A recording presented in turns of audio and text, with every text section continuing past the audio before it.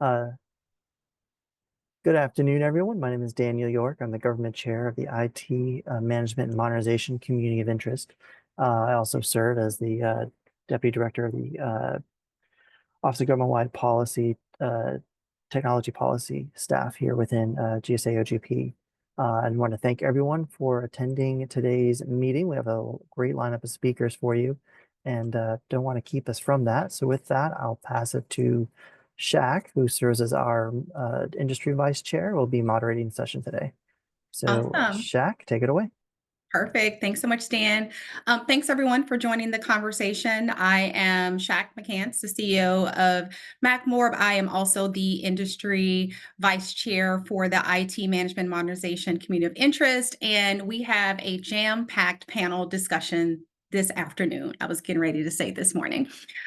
So Tyler, if you can go to the next slide for me. So, who do we have today, right? So we have Jeremy Hayes, who is the CISO for the Universal Service Administration Company. We have Renata Spinks-McNeal, who is the CEO of CyberSec International. And we have Paul Selby, who is the former CISO for the Department of Energy. So I would just like to take a minute to have our panelists just spend about 1 or 2 minutes introducing themselves. Jeremy, I will give it over to you first. Well, I won't say good morning. I'll say good afternoon. Good afternoon, everyone. It's a pleasure to be a part of this panel today. My name is Jeremy Hayes. As Shaq said, I work currently as the Chief Information Security Officer at the Universal Service Administrative Company. We do a lot of great work, and I really love the mission of the company, and looking forward to the conversation today on cybersecurity and all things related. Wonderful. Renata? Hey, good afternoon, everyone. As Shaq said, I'm Renata Spinks-McNeal. I'm the former United States Marine Corps CISO. Now I am embarking on a boutique startup cybersecurity company where not only we are working on consulting and white papers and big think tank ideas on the new and emerging things that's happening in cyber, but we're also participating in actual operations, whether that's pen testing or dabbling a little bit in the offensive and defensive cyber. Looking forward to the discussion today. Thanks for having me. Thanks, Renata. And Paul? Hey, Shaq. Good to see you again. And thanks for the invite, and thank you to the ACT-IAC team for putting this together. I'm Paul Selby. I'm the world's foremost leading expert on 80s hair metal. So if anybody's got any questions about 80s hair metal, I'm your guy. I also dabble a bit in cybersecurity. I was the CISO for the Department of Energy, and prior to that, I was the Deputy CISO at the Internal Revenue Service. I recently made the transition to the private sector, and have been learning the ropes still in the critical infrastructure industry, and learning a whole new world of cybersecurity. So excited to be here and looking forward to the discussion. Awesome. Thank you. So we will just jump right into it. First and foremost, the opinions of our panelists are of their own. However, they are informed opinions, right? Which is why we're here today. So I think it's safe to say that, our cyber threats are increasing, right? It's not a secret. And we're also dealing with constrained budgets. And so first up, Renata, I'm going to come to you. With budgets tightening and threats escalating, how do you think agencies are prioritizing their cyber investments? Shaq, that's a great question because everything is a priority in cyber, right? Like everything. And not only is everything a priority, but like you said, with budget cuts, the reason why that's important is because there's a cost to being able to implement new changes. There's a cost from a change management perspective for all our program managers that are out there. But just like my colleagues, from a CISO perspective, it comes at a cost, whether that's labor, time consumption. So when you start to see what I was happy to see years ago within the Marine Corps is more push for automation. So I could free up some of those big thinkers to do other things within the organization that are maybe not as critical, but they're just laborious and they're repetitive. So just seeing the automation and focusing on automation, I think that not only helps from a prioritization perspective, but it's also going to help from a budgeting perspective. Now, I want to be clear. when we're modernizing and when we're transitioning, the big bang bar, it's costly in the beginning.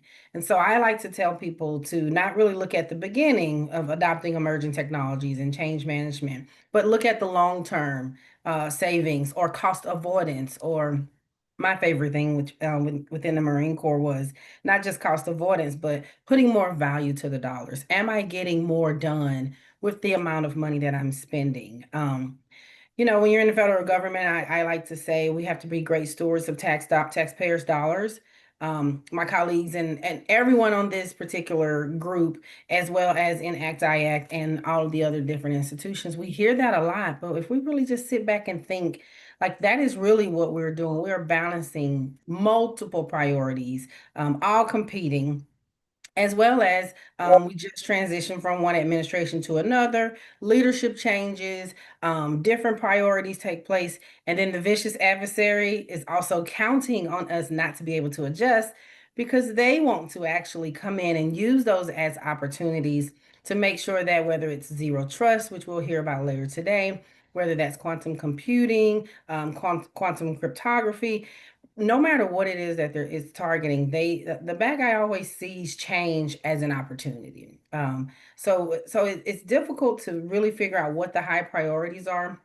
So I like to focus on dependencies, because you can go really fast trying to do a lot of things, but if you don't really think through the dependencies of other technologies, meaning how can I upgrade to the cloud if my infrastructure is only running 10 megabytes of data? Okay, we can't do that, correct? Right. So I like to kind of look at the dependencies, and then from a technical perspective, and then I like to look at my workforce. I'm going to stop at that part, because when we start talking about the people, I will take over the entire conversation, because that's one of my favorite topics.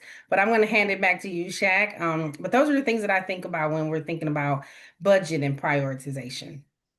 No, thank you for that. I do want to give Jeremy and Paul an opportunity if you all wanted to weigh in on that at all. Yeah, I think we're seeing things in cybersecurity that we haven't had to deal with in a long time from a budget perspective, right? For a lot of our careers and a lot of our experiences, those cyber needs, and then you get, right? I mean, at Energy for the last few years, it's not only did we get our budget, we got additional. Congress said, here's some additional funding. Go make sure you're doing the right things to be cyber secure. And we're seeing now, and this is both on what I'm seeing both in the commercial and the government sector is a pullback of that and much more scrutiny that's causing us to react to much more determined adversary and changing TTPs, right? We're seeing like the PRC's TTPs change, right? I mean, they're no longer looking to, and I think this is all tied in, my personal opinion, this is all tied into PQC actually. We're seeing them just go into networks and just sit and start collecting data, right? I mean, we're not, what we're seeing from our from Russia, from North Korea, from Iran, from other Eastern European actors is they still want to create chaos, they still want to create havoc. The PRC is not. They are just sitting in our networks and collecting data and monitoring what we're doing. And I think that's all based because of where they're at in the PQC race. But my point is that because budgets are constrained for the first time in a long time, we're having to do things differently. We're having to act more efficiently, become more effective on how we do things. And we have to use different muscles. I think the other thing that we, from a cyber perspective, have to do is we've always been about cybersecurity. Those of you who have known me, who I have said many times that cybersecurity has to be part of the mission. That the mission isn't complete if we don't have the cybersecurity component to it. But I think we need to start twisting that a bit too, right? I mean, we, from a cybersecurity operator's perspective, we have to understand, it's our job to understand the mission and how we can effectively support the mission in the most cost-effective manner that can happen.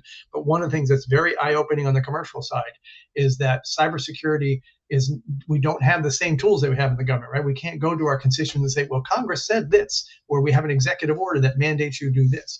So you have to be much more mission focused and understand what their drivers are to help drive cybersecurity in the most cost efficient manner. So yeah, I agree with you 100%. There's a lot of budget constraints now that we haven't had to deal with in the past. See, and this is where the problem is not to get Selby to talk, it's to get Selby to stop talking. Well, I'm going to pull the thread on what you just said. I think that's an important point, right? So The challenge that we have is that we see a lot of the threats, and we have to speak the right language, right? We have to convert this into business speak, because at the end of the day, we all exist to support the business. So if we can't convert the threats that we're seeing, the risks that we understand that are attacking our infrastructure, our environments every day, if we can't translate it into business speak, then we've lost already. So when we talk about budgets, we have to be very smart, and I agree with Paul 100%. We have to be in those rooms. We have to understand how the business works. We can't expect the other way around. We have to understand how the business works, and we have to be able to convert and translate the cybersecurity risks that we all know that exists transnationally, domestically, into business speak, so we can fight for that budget and really fight to reduce risk. Because at the end of the day, we're all about identifying and reducing risk. Absolutely. No, thanks, Jeremy. And I'm actually going to stay with you, Jeremy, for this next question, right? Because we can't talk about cybersecurity if we don't talk about zero trust, right? And I think, you hear some folks say, oh, zero trust is just a buzzword. But the reality is it's a mandate, right? And so the fact that it has moved from a buzzword to a mandate, but it seems as if the implementation kind of remains uneven across agencies, right? So what do you think are some practical challenges of why things can't be implemented? Yeah. I think the main challenge is agency to agency, organization to organization. Zero trust means something totally different for each organization, right? So it all depends on what type of organization you're running, what your business needs are, what your infrastructure, how you're running your infrastructure, what kind of identities are you having to process and maintain on a day-to-day basis. So while it is a mandate that comes down with we're now just getting to understand what the maturity model is and recommendations agency by agency, department by department, organization by organization. It still is very dependent on what your organization looks like. But I think if we break it down into two, main pieces, it's how can you practically implement zero trust? What does that look like? If you boil it down to the very basic, it's about switching from your castle and mode mentality that if I have a strong exterior defense, I'm good. Well, we all know that, as Paul and Renata were just saying, that if those days are gone, right? We have to assume breach 100% of the time. We have to assume that the adversary has the ability to sit in your organization and listen or do damage. So if we think about that from a perspective of how can I apply zero trust? How can I assume breach? How can I assume compromise and revalidate identities, revalidate access to data in your infrastructure? What did that look like for your organization? It may look like something totally different from your organization to the next organization, but you have to apply that thought process organization by organization. But I think, not to bring up another buzzword, I think once you have those conversations, once you think about that architecturally within your organization and from a business perspective, once you figure out what that will look like, it actually sets you up very well for the next buzzword, which is AI, because it's all about how you set up, how that trust vector looks like, how you apply that trust vector or the lack thereof, right? So you revalidate identities, revalidate access to your data. Once you have that very strong architectural conversation about zero trust, it actually will set you up for a lot of other conversations down the road, whether it be data modernization, system modernization, access to in the use of AI. So it is a buzzword. It's one of the fun ones that I like talking about, because I think it makes a lot of sense, and especially it can give you a lot of opportunities, right? If we're talking about access to data, access to systems, and we're all fighting against the legacy monster that we're trying to come out of, moving past the legacy, moving to modernization, moving to cloud adoption, a lot of it has to do with access to data, access to your systems. And you can rethink how you have identity modernization, identity access, that will set you up far and wide in how you set up your zero trust. And then you can start having that very serious conversation about how we adopt AI. Absolutely. Any additional thoughts on that, Renata or Paul? I totally agree with what Jeremy kind of ended on. All throughout his explanation, I'm nodding my head up and down. But absolutely 100%. We go to our happy hours and networking events, and you hear the repetitiveness of it. And one thing that I think happens when we hear something so repetitive and what comes out simplistically, meaning we say it very easily, but it's really not an easy implementation or execution of implementing zero trust. And some people say, well, are you doing zero trust? Well, implementation, doing whatever it is, it's not just something that's easy. And there are challenges because we're thinking differently. You know, we didn't come up from an education perspective, designing systems with the adversary in mind. We just didn't, and that's just the truth about it. We started hearing secure by design, and we started hearing, you know, DevSecOps, and many different things that caused us to shift the culturally way that we think in systems and technology design and architecture. So I totally agree with Jeremy. It's a forced conversation that it's a conversation that kind of forces you not only to think about artificial intelligence, but the use of artificial intelligence and the benefits of it. And then that other side of the coin that excites me when I'm not talking identity and access management, which is, well, how's the bad guy using artificial intelligence? And you know, it just kind of makes you think, are we thinking zero trust and are we thinking about both sides of the coin? So I appreciate the dialogue that Jeremy mentioned. Yeah, I think Jeremy's lost his mind. I couldn't disagree with him more. It's just, no, I'm kidding. I completely agree with. I just wanted to see if everyone was awake and paying I say, attention. let's hype it up, Paul. It's okay. Don't hold back. Tell us what you really know. I agree with Jeremy and Renata. I was actually at one of the ISAC conferences week before last, and I had to do a presentation on resiliency.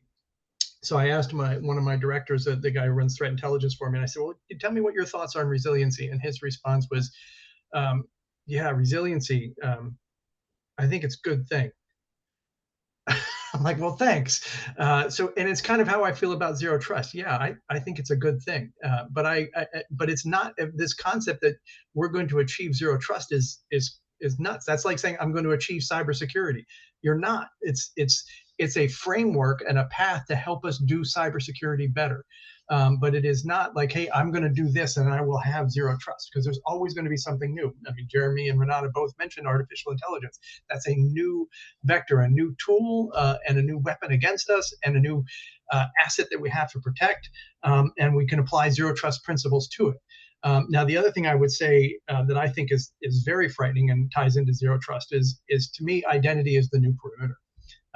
You know, if you look at the statistics, I mean, I think 90% of the breaches from last year were identity based. So, you know, when you look at the identity pillar, and I agree, and I'm not here to argue or fight with people about which pillar is more important. All the pillars are equally important. In my opinion, identity is just a little bit more equal than the others.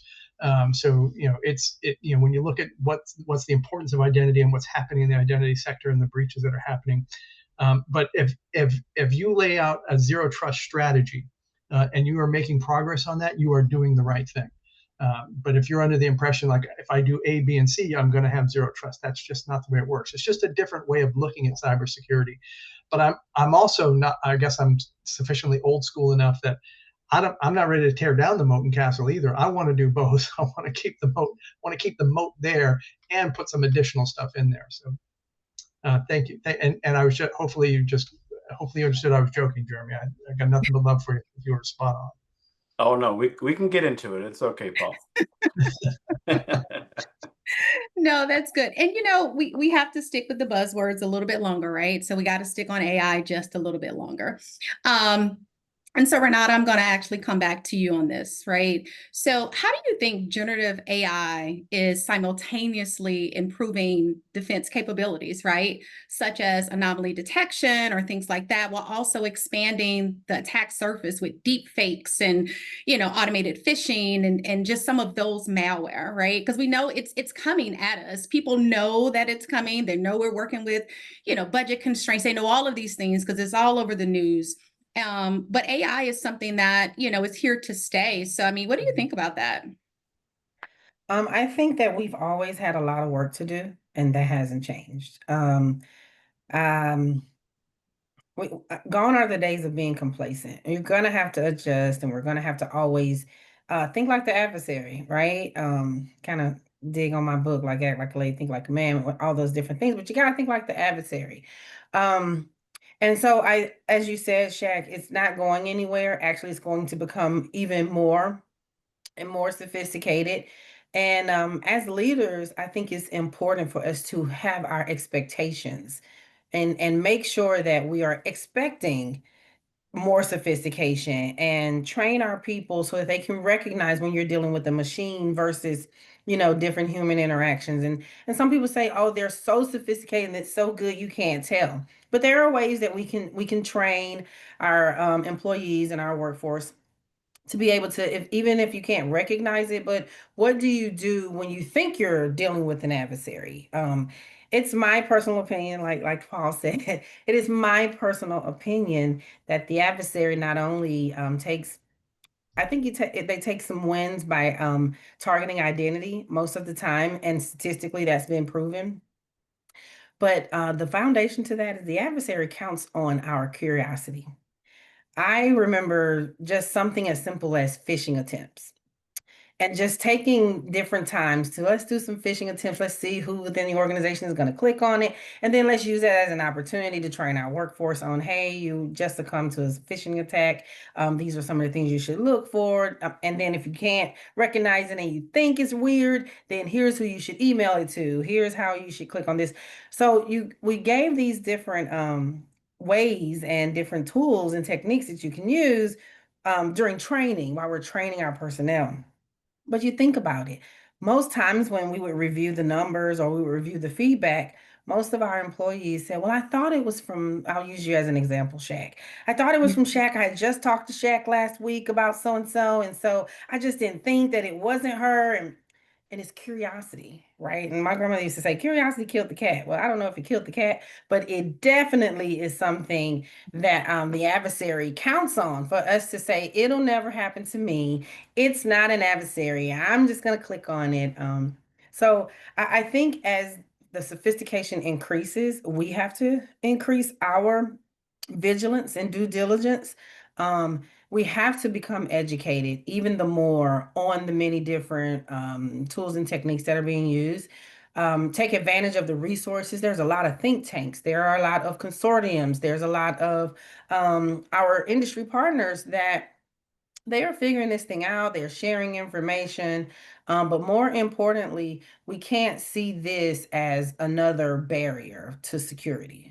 We have to see it as a welcoming space for the CISOs to be in the room, and not only, in the room, but part of the business model. Because I think what we're seeing with generative artificial intelligence, I think what we're seeing is that it's almost going to be something that is asked about, just like we ask about the budget. The stakeholders always say, "Hey, well, how much that's going to cost?" We need to get to a place where we are asking, well, what's the security model on that? How are we making sure that that execution is, ready to respond? Not is it secure? Because I'm going to tell you it's not.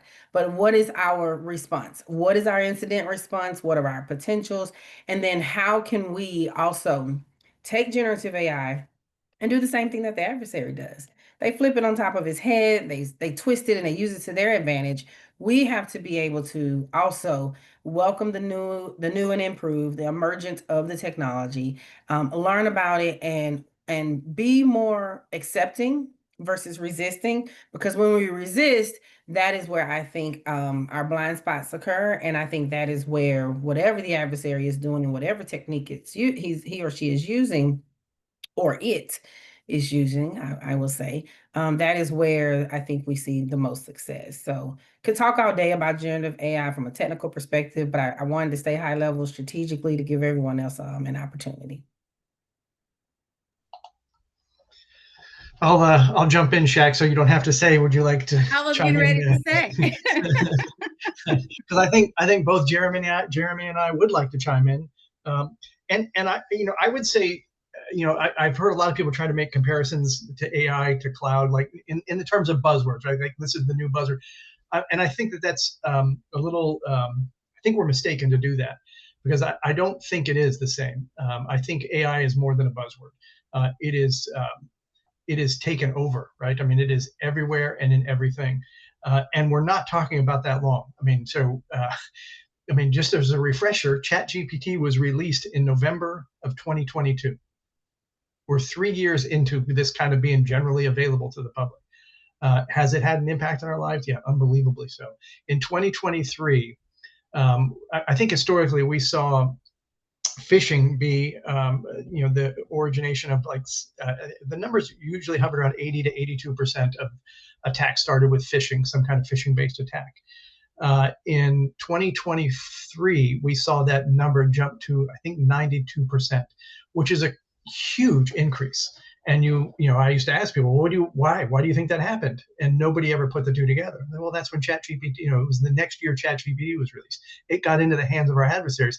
They suddenly got a whole lot better at phishing, right? So, that's something we have to recognize, that this is not just a buzzword. This is, being used in real attacks. One of the most horrific things, I'm a dad, and I have a 14-year-old daughter and a 12-year-old daughter. And one of the most horrific things I've ever heard in my life, if you've ever heard the name Jennifer DiStefano.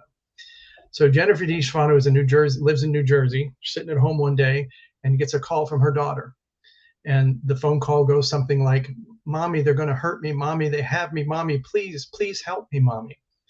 Then a guy gets on the phone and says, "If you don't give us, X, we're going to kill your daughter."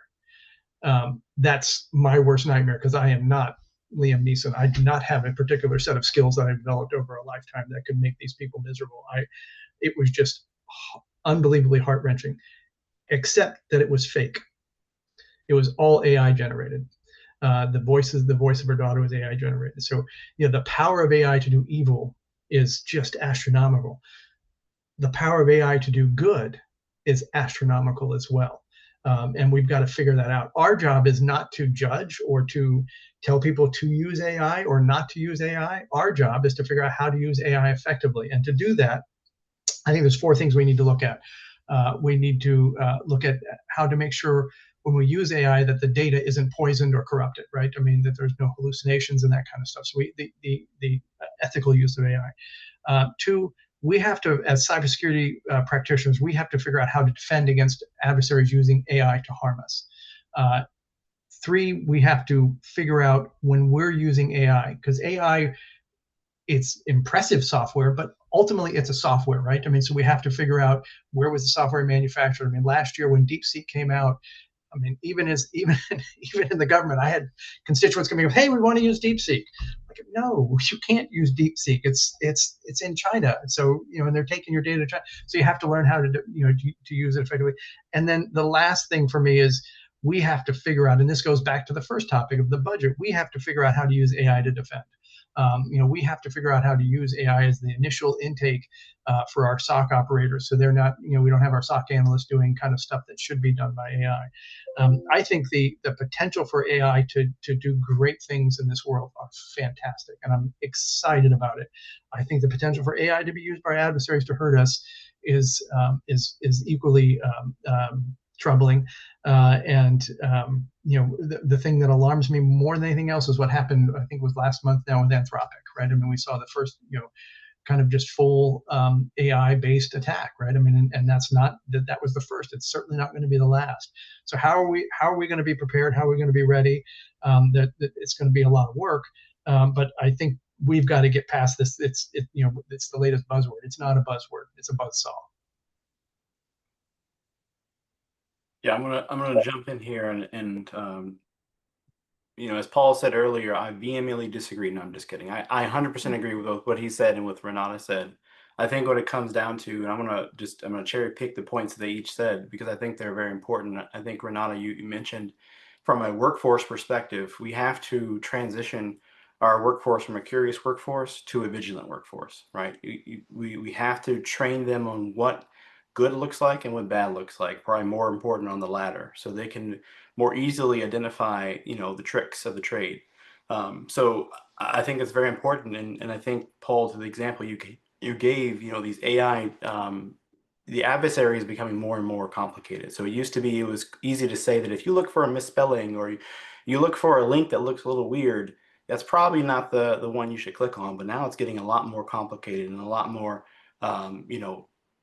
we have to be more ready and more vigilant. So, and that comes down to our own people, right? We have to be ready not only to look out for the markers of the bad, so to speak, but also we have to leverage the same tools so that we can go on the offense and not always be on our heels, always on the defense. And I think it comes back to budget and really making the business case. I think, if we go into our, those budget meetings and to our leadership constantly spewing the FUD, the fear, uncertainty, and doubt around cybersecurity issues, cybersecurity risks, that's only going to work for so long, right? Because the question undoubtedly will come, well, if it hasn't hit us yet, will it? Do we need to continue having this conversation?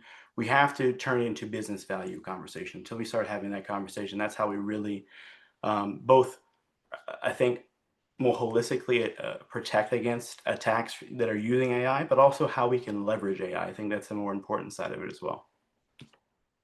No, I agree. And I was going to come to this in a little bit. Sorry. I was going to come to this in a little bit, right? But I think it's par for the course. And so as we think about, AI and all of those things, but then we have to think about the human talent, right? And we have to think about, okay, well, how are, companies or agencies moving beyond just the annual training on cyber, right? And so, Paul, if I could actually come back to you on that question of, how do you think like agencies should be training their talent? Oh, you're on mute, Paul. No, and that is a great question, and I love I'll butcher how Jeremy and Renata both coined it, and so please speak up because I'm going to get it wrong. But driving or promoting curiosity, I think is the way we have to do this, right? The from what I have seen with the staffs in the government that I've worked with in the government, there is plenty of intellectual curiosity and people want to know about it. This is where it ties back into the beginning topic we had with the budget constraints. Right now we're at a severe disadvantage to our adversaries in the use of AI because they don't have the ethical concerns that we have. They don't have the security concerns we have. They don't care that if it's ethical or if it's how it's being used. They just want to use it for attacking. We have a whole lot of constraints to it before we're allowed to use it, which requires us to train our people more.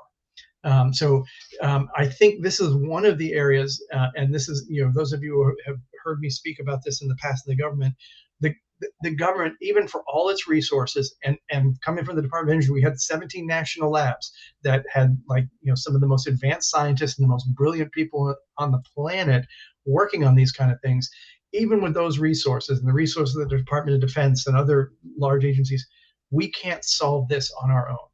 This can only be solved with an industry, government, and academia collaboration to help move us forward to solving this artificial intelligence problem. And we have to bring our people along and offer them the training to do that. And we need to do that through public and private partnership initiatives, right? I mean, you look at things like what the Department of Energy does with CyberFire, where it's Department of Energy funded, available to the public, anybody in the critical infrastructure to attend. Those kind of training events, I think, is where the government can really make a meaningful difference on how we as a nation face this AI problem. But the education, I think the key step is what Jeremy and Renata both highlighted, is driving intellectual curiosity. My experience is that's not a problem, but as a leader, just because it's not something that we're seeing a lack of, doesn't mean we don't still have to promote it and drive it. So I would say that that's probably the key, Shaq, is to drive that intellectual curiosity and take advantage of the public-private partnerships. Absolutely. Jeremy?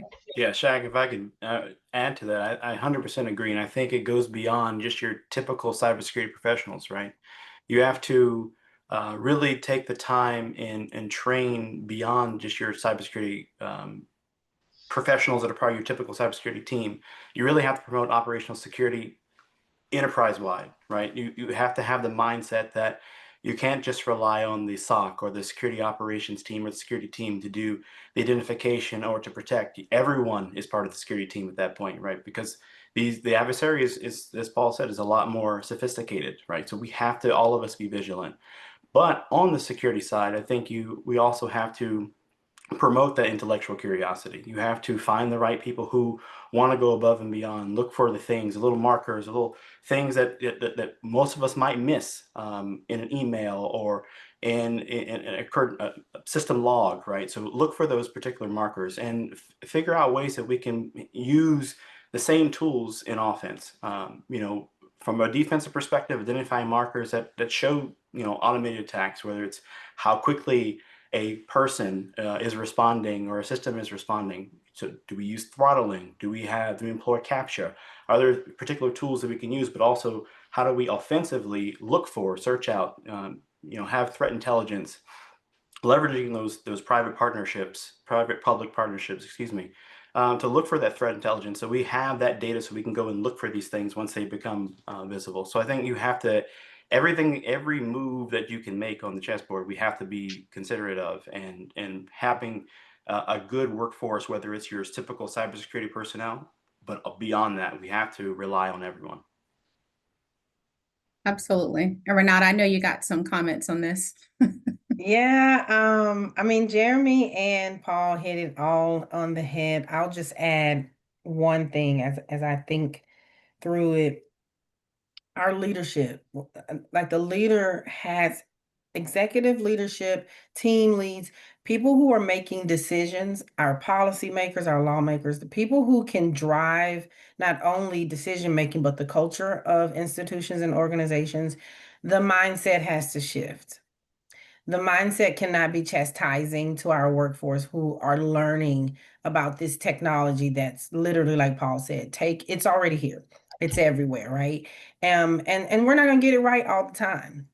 And the reason why I hone in on that is because, I spent the past 6 years before I came out of the government with the Marine Corps in a very disciplined culture, always ready to train. Training is a large part of the budget, physically and intellectually.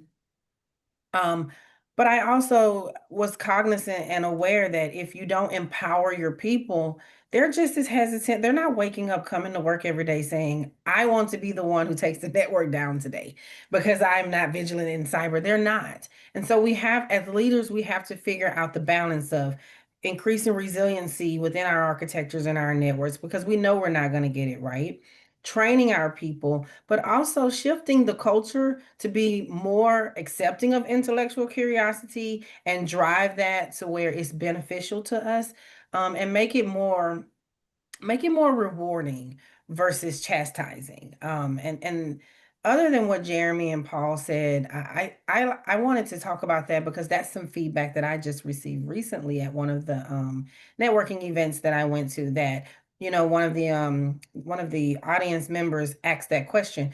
What do you do if you don't know anything about cybersecurity, you don't work in cybersecurity, you take your annual training, but you're part of the organization? What do you do if you're just afraid? You don't know. And what if I get fired? And that question really stuck with me, that is what our workforce is feeling. So we as leaders, also strategically, operationally, offensively, defensively, and from, like you said earlier, Shaq, a human perspective, we have to look at our leaders, and we really also have to figure out, how do we make sure that we are empowering our workforce, and not increasing the fear that already exists. Shaq, can I add something to that too? Because I think Absolutely. Renata just keyed on something that I couldn't agree with more. We live and breathe cybersecurity, right? This is what we do for a living, right? And we do this by choice. And some people think we're nuts for wanting to be in this, but most of the world doesn't, right? I mean, so and I think if we're trying to educate people about cybersecurity when they enter their workforce, we've already missed the ball. I think we're too late. We have got, as a nation, we have got to figure out how to get cybersecurity. And some people are gonna think I'm a little bit militant and maybe gone a little bit too far, but I think we need to start at the elementary school level, because that's when kids are getting devices. So we have to start teaching kids about cybersecurity and what it means to be cyber safe. So by the time they're entering the workforce, they're not like that poor person in the audience who says, hey, I'm scared. I get this is a real deal, but I don't know what to do. we would no sooner send our children out into face the world with no preparation, but yet we're doing that from a cybersecurity perspective. So it's incumbent upon us. It's incumbent on Shaq. It's incumbent on Jeremy. It's incumbent on Renata. It's incumbent on Paul to go to your local schools and say, how can I help? I do this for a living. I'm volunteering my time. What can I do to get active in the school? Because the schools don't have the budgets to do it, right? So we in the cyber community need to give back. But it breaks my heart, Renata, when people ask questions like that, and they're legitimate questions. And how do I do this? Because I don't know what to do. And that's sad, because we're sending our kids out into the world to face these threats, and we know better. So I'm sorry, let me just get off my horse, the high horse that I'm on, and honestly, I think that's a great horse to be on, though, Paul, right? Because I mean, I think about it. I have a little 5-year-old, and he has a little Amazon tablet, and I can put the restrictions on it, but you think about other devices, right? And I feel like parents see their kids and they just scroll, right? They click, they scroll, and all of a sudden it's warning, warning, warning. And I think, to your point, we're not teaching those things at that very young age, right? Where at that young age, things get ingrained, right? It's like repetitive, right? Like once you show them once and they kind of get it and they can take it where they're going. And so I think it makes perfect sense, right? Renata, were you going to say something before I jumped in? No. Maybe not. Yeah, kind of, sort of. Shaq, Okay. you know this because we talk a lot about cybersecurity, and we do we work together on lots of things, and we've been I'll take you back and we'll just share. You didn't want me to share, and you didn't say I could or not. But when we were talking, so I have a new glam baby, Paul, and Jeremy, and everyone wants to see pictures, and they want to know, why do I put stars in front of my grandbaby's pictures when I do share them online? Like I'll say something like, oh, it's her 1 month, oh, it's her 6 month. And I got a lot of backlash because I'll put a sticker on her face or something that doesn't show those features. And it was so weird, and actually a little hurtful, because it was people close to me saying, you're making her look ugly by putting stickers on, or just don't post her if you're not going to post if you don't show the picture. But when you think about what you said, Paul, we live and breathe it. I started out in human trafficking and child exploitation. That was my first experience to the forensic space of cyber. So my entire psychological space is very different when it comes to children because of the things I've seen. And so I think that that's really important, what you said, that we live it and we breathe it every day. And we have to consider that. And it shifts how you deal with not only the workforce, but people in your family as well as our colleagues. But the last part that I'd say about this education piece, you're right. If we can, kids start speaking, and they hear us as babies, and that's how they learn how to speak English, and in some cases French. My family is educated in the French, and they start out very early. And so I think if we think of cybersecurity that way, and we start finding ways to teach our kids, even when it's just something like a simple tablet or a VTech that my grandbaby does not play with. She plays with the real thing. So she's going to be learning about cyber very early, because she already has a lot of curiosity. But I do think, Paul, the volunteering in our communities, so important. There's a mantra to each one teach one, type of thing. But it's not lost on me how impactful even just educating one person about cybersecurity. I mean, we do have a big world, but I do think that we should figure out, from an education perspective, how do we dive in and volunteer time, and get people involved very early as possible. Yeah, if I could check, just add real quick. I think it's a very important topic, because we're all talking about and thinking about our career and our 9 to 5, but where we really make a difference is when we take our career and we pass that knowledge on in our 5 to 9. So especially now that we're in holiday season, folks are online more than they usually are shopping and having packages delivered. I think about my grandmother, who she's 80 plus, and she has multiple devices, and she's online. And I think about, will she be able to tell the difference between a legitimate website or a legitimate message versus something that's more adversarial? So I 100% agree. We have to be more cognizant. We have to be more conscious of our time in our 5 to 9, to give back to our community, because that's how we're really going to change the culture. It's not just the folks we work with every day. It's beyond that. And how can we, I think, Renata, I like what you just said, teach one, right? How do we pass that knowledge along so we can culturally, beyond just the confines of our workplaces, how do we get more cyber smart? And I think we owe it to our communities to do so. So I think, thank you for bringing this up, Paul. Yeah, Shaq, he hit on something so like heart-wrenching for me because my mother is elderly, and it's for me, it's not about being online.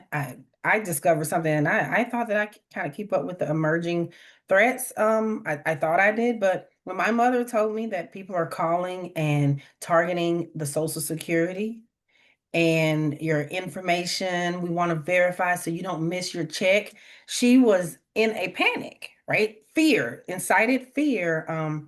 And I mean, I have the infrastructure to where I just told her, just tell them to call me because it's just so much that you have to explain. And like we were saying earlier, they've gotten so sophisticated. I mean, we think about the OPM breach, and I think about it a lot because now we're dealing with an adversary that has information, and so it kind of feels real.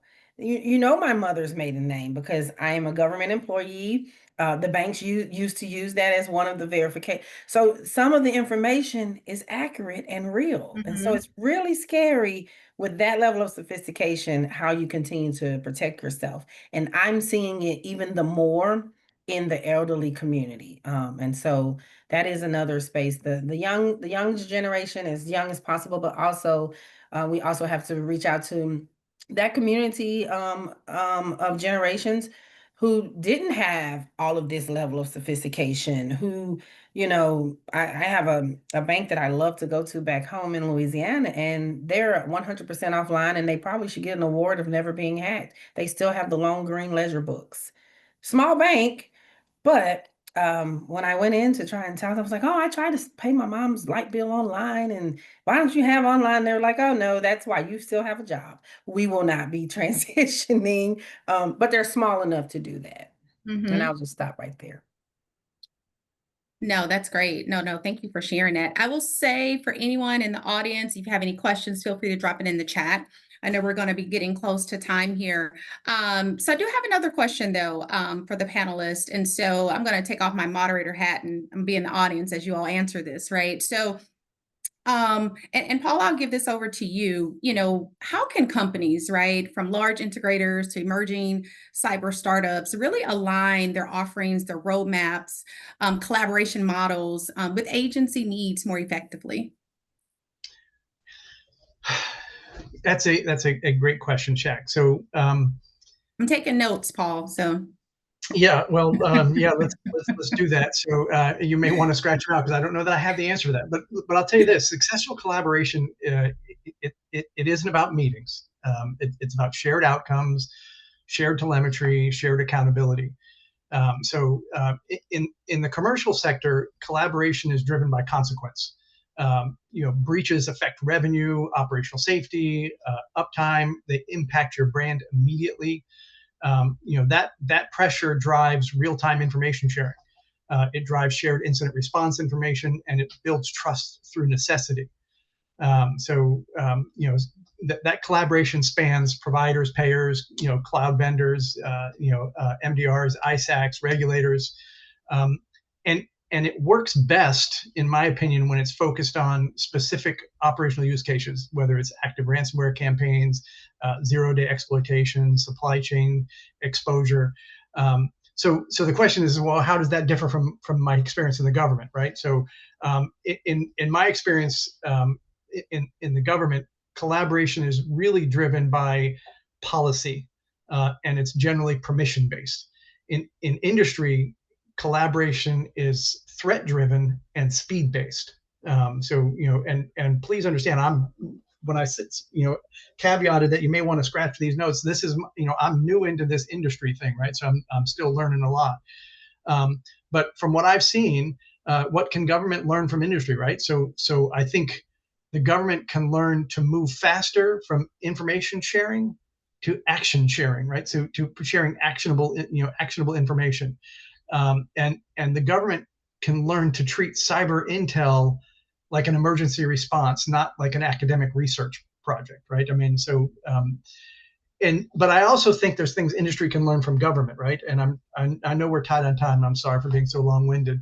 But so I think what the industry can learn from government is to scale resilience and planning and think of systemic risk thinking, right? So I think one of the things the government is really good at is long-term coordination across the different sectors and not just point solutions. So I think the industry can learn that better.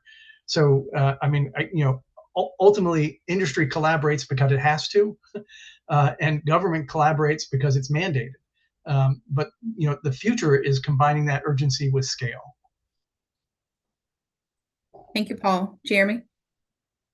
Yeah, I would agree with a lot of, if not everything Paul just said. I know you said we could scratch your notes, but I think you hit the nail on the head. I think from an industry perspective, and the only thing I will add to that is going back to the conversation around zero trust is understanding that each organization is different and where they are on their particular roadmap, where they are on their particular modernization journey, where they are on their particular cybersecurity implementation and operational journey is different. So I don't think, beyond just your operational, even then it's limited. There's no such thing as turnkey. Each organization is different, and I think you're going to have to understand that. And I think that's the biggest thing for providing value across the government in agencies. But I think, Paul, you're 100% right. I think there's a lot of lessons learned that could be shared both ways, right? I think government agencies' speed has been our Achilles heel, and I think from a energy perspective, the long-term outlook and how we can identify and mitigate risk long-term and then collaborate across. I think it's something that we look to industry to help with as well, and learn that lesson. So I think there's a lot of good lessons, but from a long-term perspective, I think that's what'll help government is, from a speed perspective, but understanding that each agency, each organization is different, and you have to really tailor the value proposition per each agency.